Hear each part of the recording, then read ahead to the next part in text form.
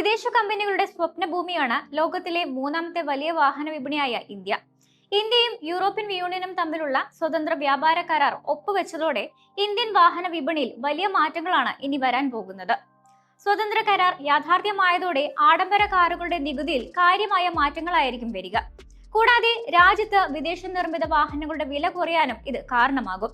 BMW, Mercedes Benz, Audi, Volkswagen, Jaguar Land Rover, Porsche, Lamborghini, Ferrari, Maserati തുടങ്ങിയ luxury ബ്രാൻഡുകൾക്ക് ഇത് വലിയ അവസരമാണ് ഒരുക്കുന്നത്.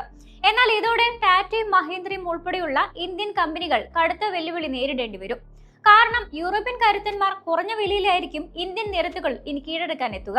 കരാർ പ്രാബല്യത്തിൽ വരുന്നതോടെ രാജ്യത്തെ പ്രീമിയം കാർ വിപണിയിൽ വൻ മാറ്റങ്ങൾ പ്രതീക്ഷിക്കാം.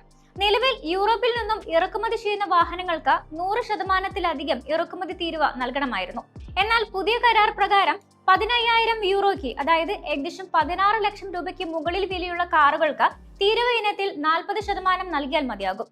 ഇത് കാലക്രമേണ 10% കുറയും. 2 ലക്ഷം പെട്രോൾ, ഡീസൽ വാഹനങ്ങൾ പ്രതിവർഷം ഇറക്കുമതി ചെയ്യാനാണ് അനുമതി. ഈ മേഖലയിൽ കേന്ദ്ര സർക്കാർ നടത്തുന്ന ഏറ്റവും വലിയ ചുവടുവയ്പ്പുകളിൽ ഒന്നാണിത്. ഇതോടെ BMW, Mercedes Benz, Volkswagen, Renault തുടങ്ങിയ പ്രമുഖ കമ്പനികളുടെ പ്രീമിയം മോഡലുകൾക്ക് വില വലിയ തോതിൽ കുറയും.